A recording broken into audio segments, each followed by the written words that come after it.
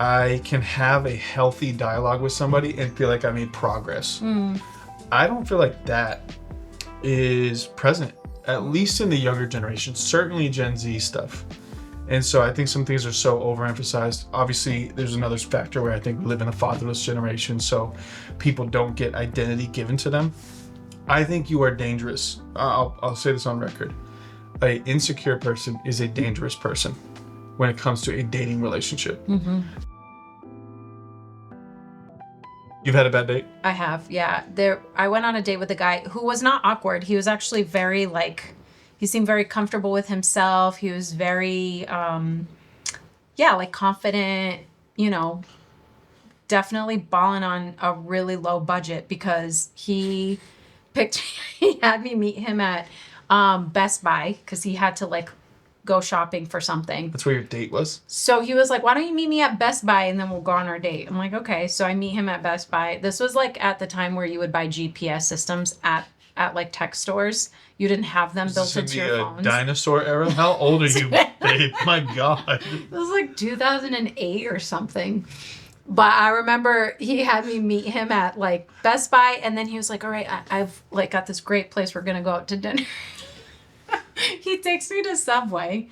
Oh, man. And he splits a $5 footlong with me.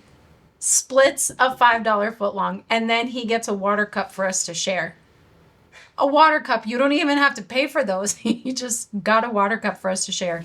And then just drove me around town to show me like where he grew up. And that was the date. I was like, this is the biggest waste of my time.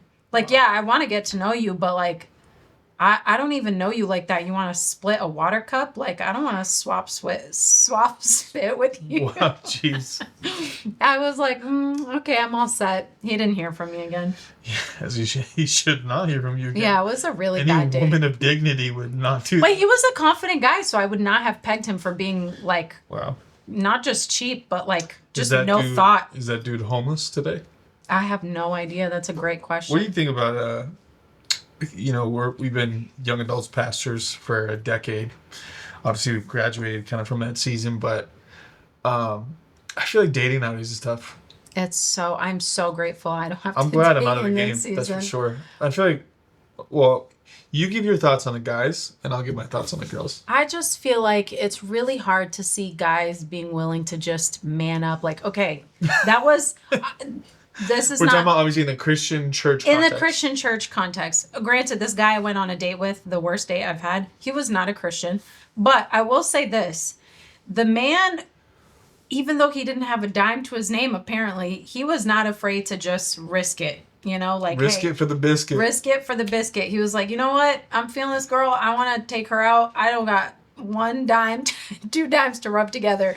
But I want to take her out. And he did it. So I think like guys are just like too afraid to take leaps and like take a chance.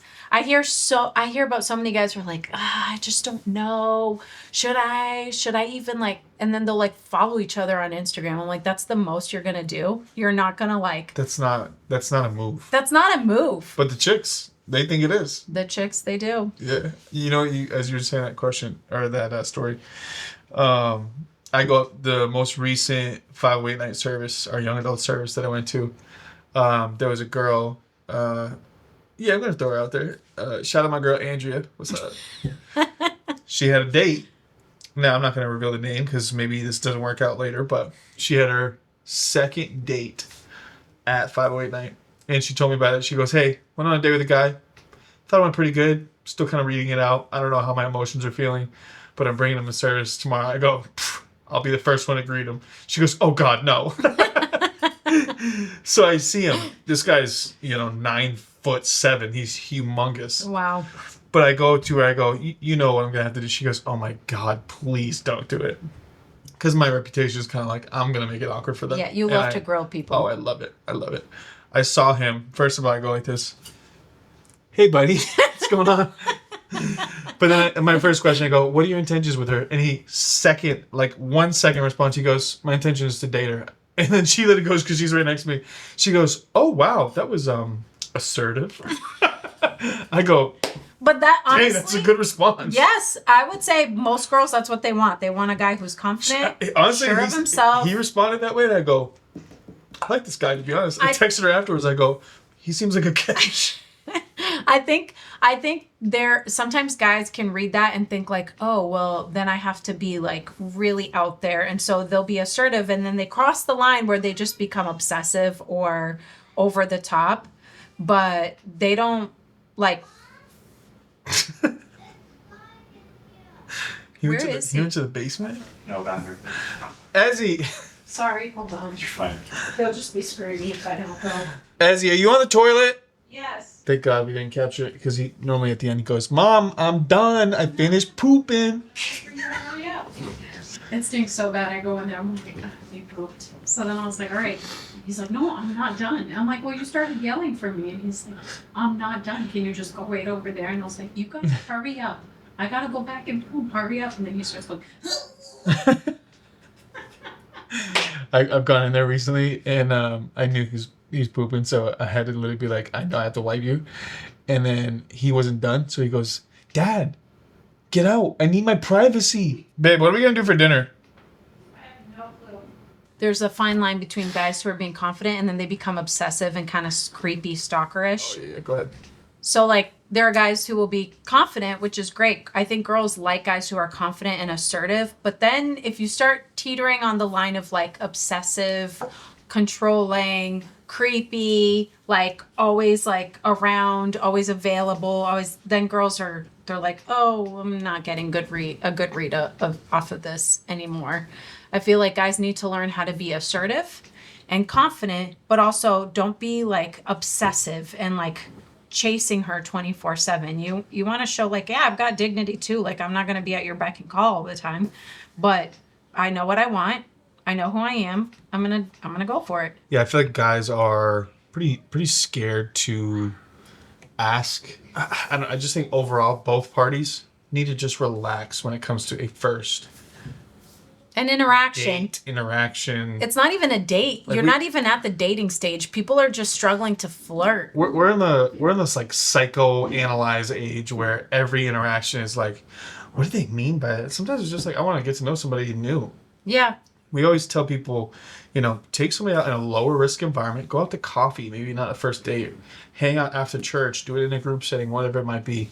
But everybody has this desire or want to have somebody that they can know intimately.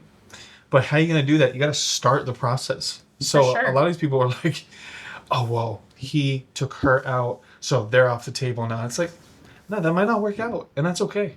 Even, I would say even my philosophy on breakups are probably different than the average person. Like, they think that's the end of the world. And I'm thinking, what is let's call it a 3-month, 6-month relationship, but if you don't think it's going to work out, that's okay.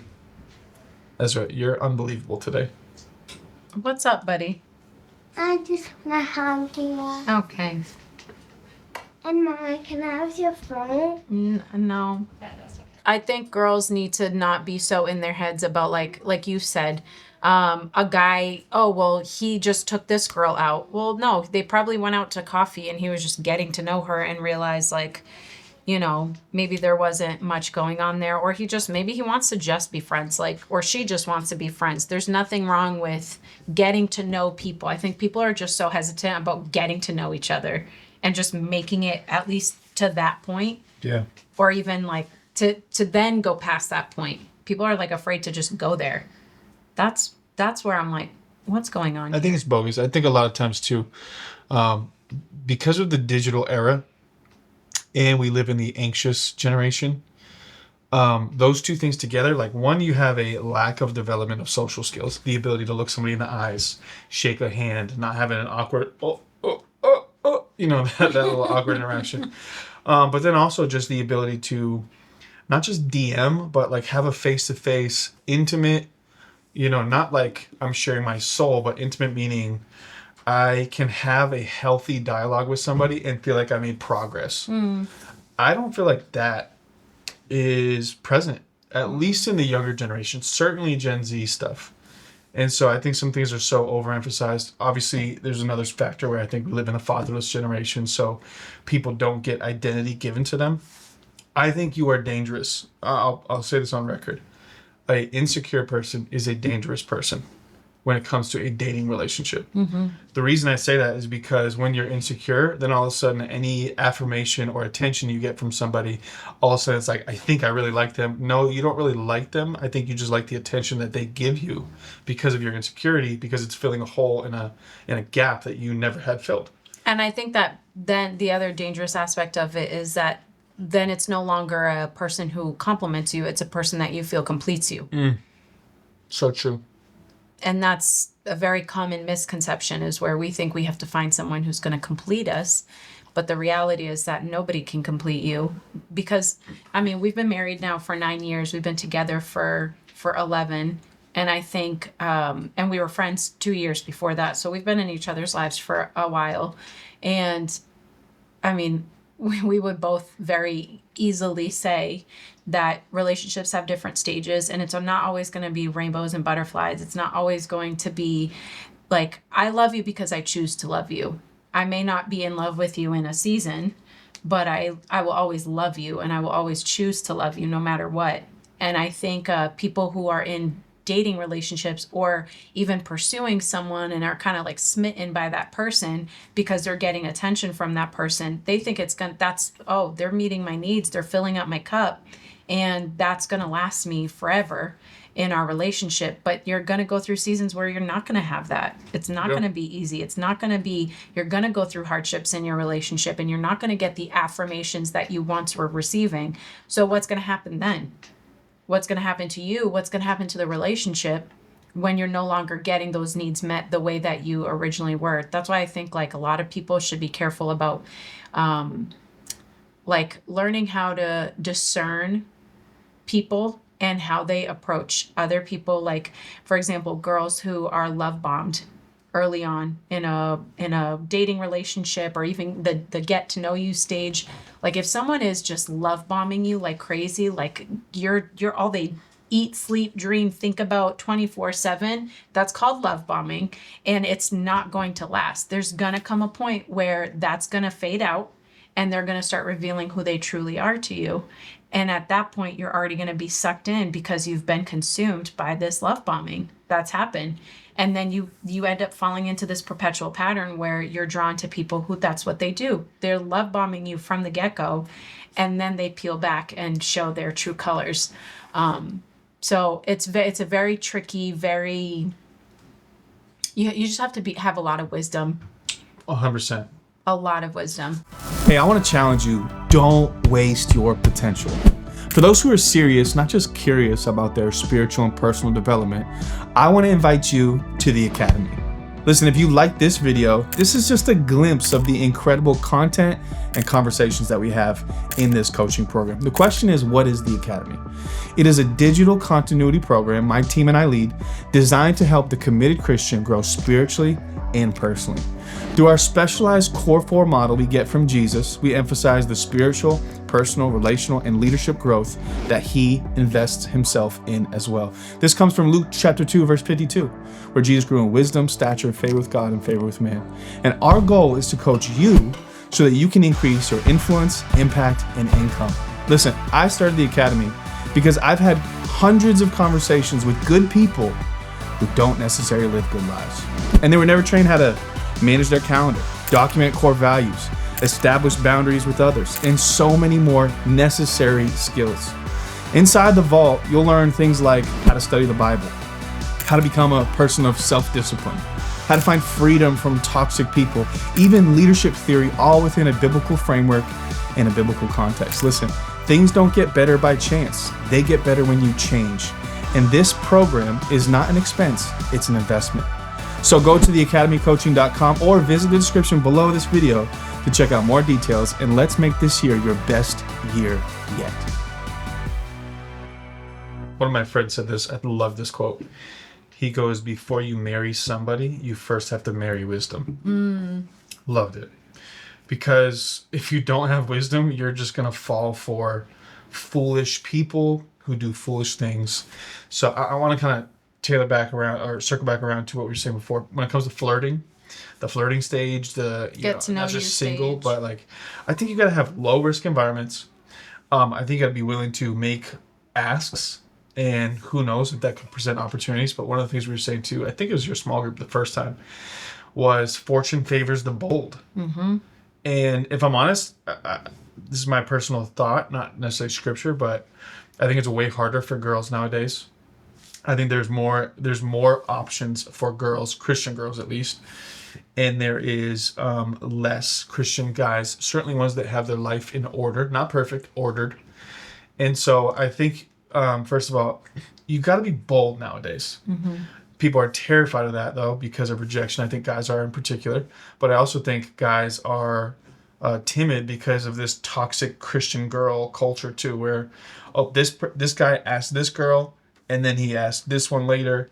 What's the time frame between the two? Like, I don't know. I am so glad, again, I'm out of the dating phase, because I just think there's such a chatty side to this dysfunctional, kind of just toxic Christian girl culture. It drives me nuts. And so, of course, a lot of these guys are not asking girls out on a date because you're like, I don't want to be around that chatty Kathy. I don't want to be around this freaking toxic chick all the time who just talks smack about other people all the time. So this gossipy culture, I think, is a surefire way that you're going to remain single.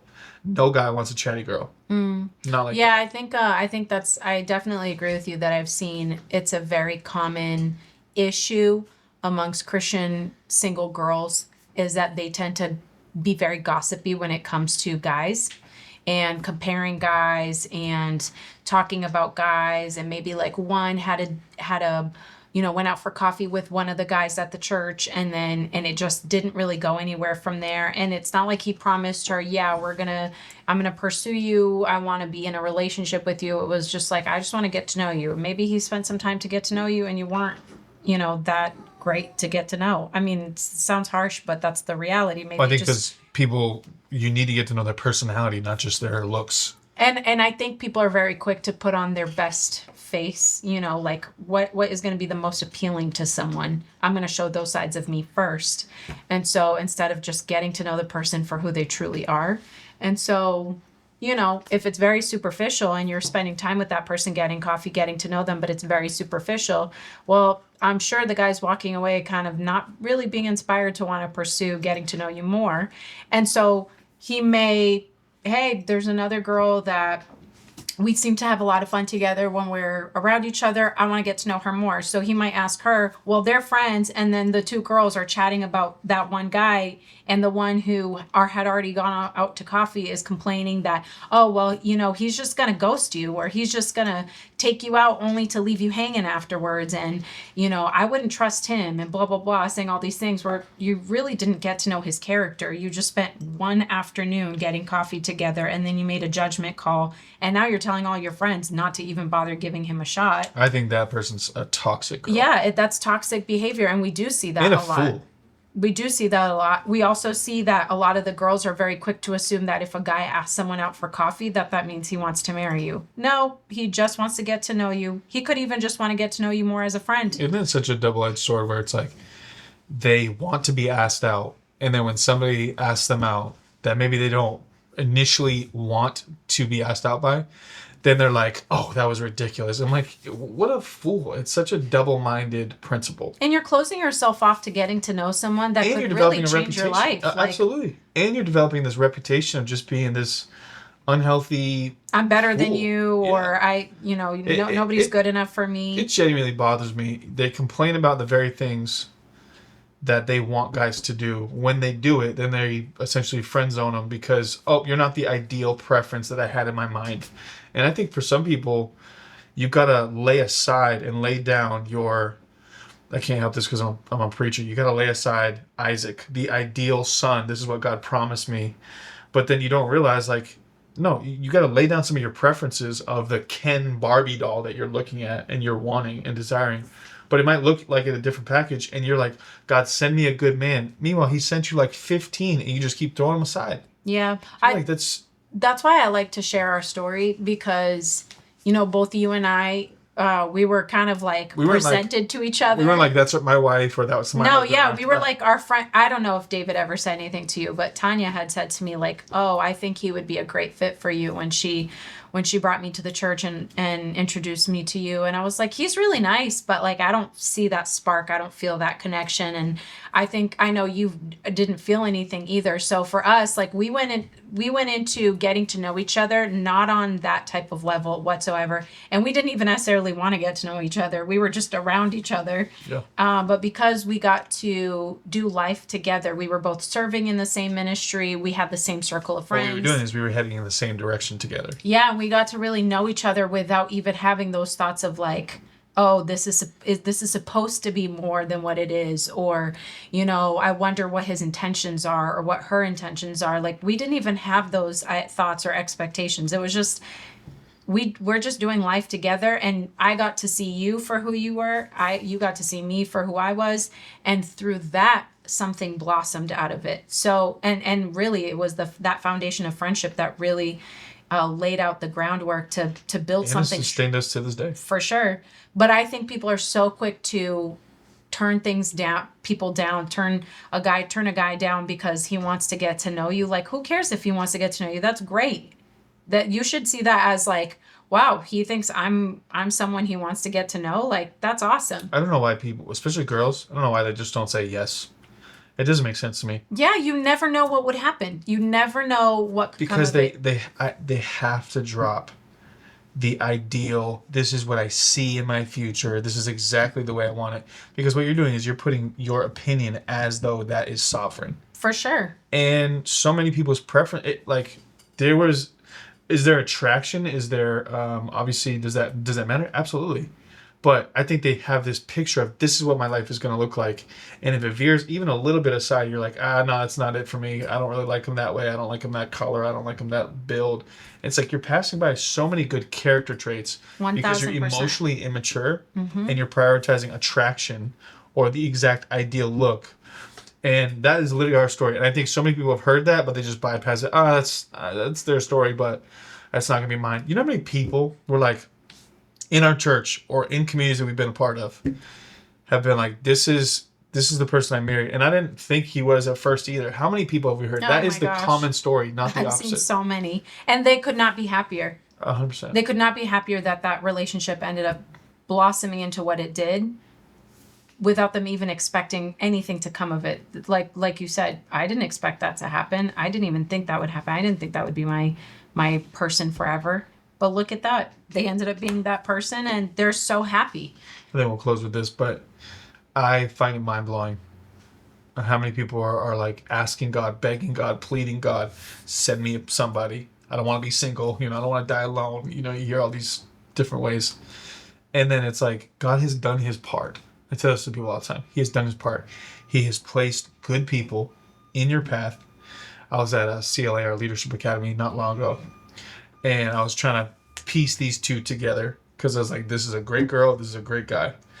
And she's complaining about how, I'm alone. It feels like nobody's looking my direction. And I'm like, what else do you need God to do? He's placed this good man in the same church, in the same city, at the same time, in this Leadership Academy.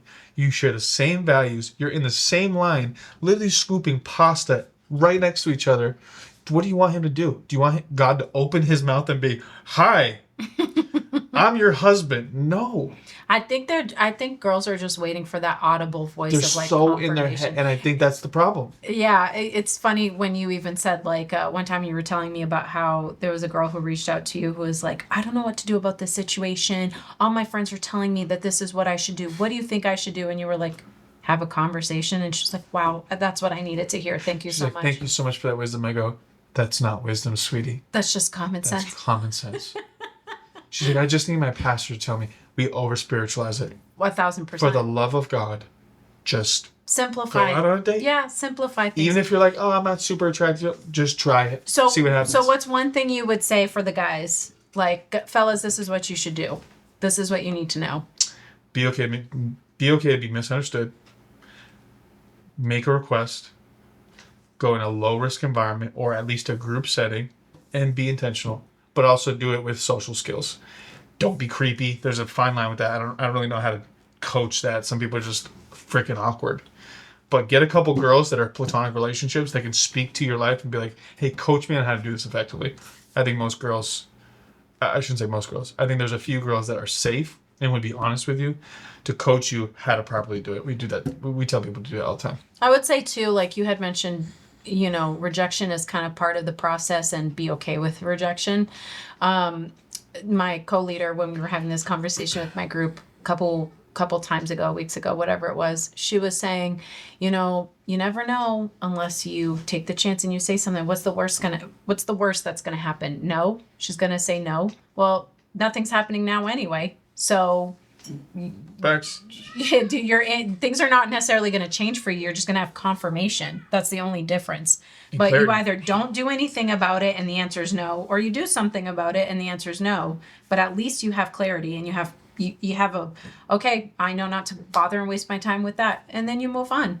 I think rejection can be awful. And I think if you have, childhood trauma that deals with rejection, it could be more triggering to experience that. But I think normalizing rejection when it comes to pursuing someone is I think we should normalize it a little bit more. I think you should change your mindset so that it's not this big scary monster. Yeah, it's a part of life. It's a part of life. I'd also say one practical thing is clean up your digital profile. Mm-hmm. People look at your stuff and they will determine and dictate whether or not you are a safe person or somebody they'll be away from. So take a couple professional pictures, get a nice photographer. Shout out to my boy Bennett right here. That's right. Get some nice photos. Don't post ridiculous stuff. Be careful about some of the controversial topics. And be careful with who you follow too. Like if you're following, if the list of people you follow are mostly girls in gym, half naked gym clothes or porn bikinis. stars or OnlyFans, people will pay attention to that and they'll be like, this guy's a freaking pervert. And you know what? You probably are. So clean up your stuff, clean up your digital profile, because people will stalk you before they 1,000%. Like that, especially girls. But guys do the same thing. Mm-hmm. Guys do the same thing. Clean up your digital profile, develop your social skills, make a request. Yeah, that's good. And girls, stop being catty, stop being gossipy, and say yes. Give it a shot. You're not marrying the guy. You're not agreeing to marrying him or devoting the rest of your life to him.